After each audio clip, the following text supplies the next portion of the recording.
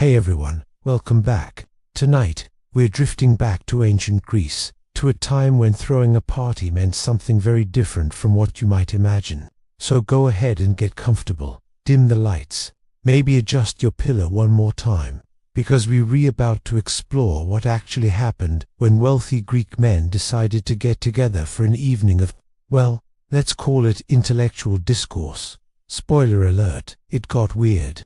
Now, when most people think of ancient Greek parties, they picture philosophical debates, Plato's symposium, Socrates holding forth on the nature of love, while everyone nods thoughtfully. Very civilized, very highbrow, and sure, that happened sometimes. But the reality of Greek symposia, which is what they called their drinking parties, was considerably messier, stranger, and more uncomfortable than your high school classics teacher probably let on. First, let's be clear about who was invited to these gatherings.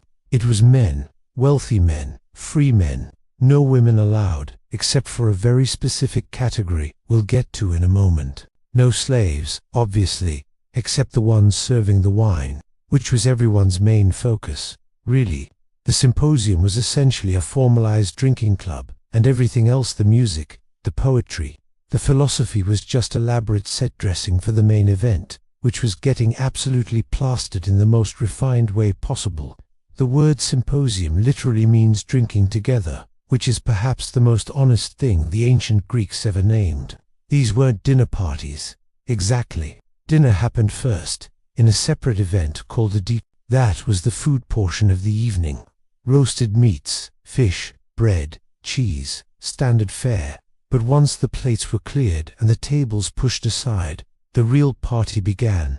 And by real party, I mean organized, ritualized, socially mandated group intoxication. Here's how it worked. The men would recline on couches, arranged around the edges of a room called the andron, which means men's room, because of course it does. These couches were arranged so everyone could see everyone else, which becomes relevant later when things inevitably descended into chaos. The couches themselves were designed for reclining on your left side, propped up on your elbow, leaving your right hand free for drinking. Comfortable, debatable, but it looked very sophisticated, which was the point.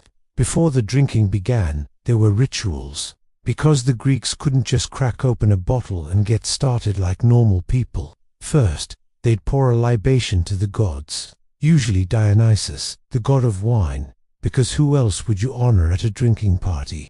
Then they'd sing a hymn, very respectful, very pious.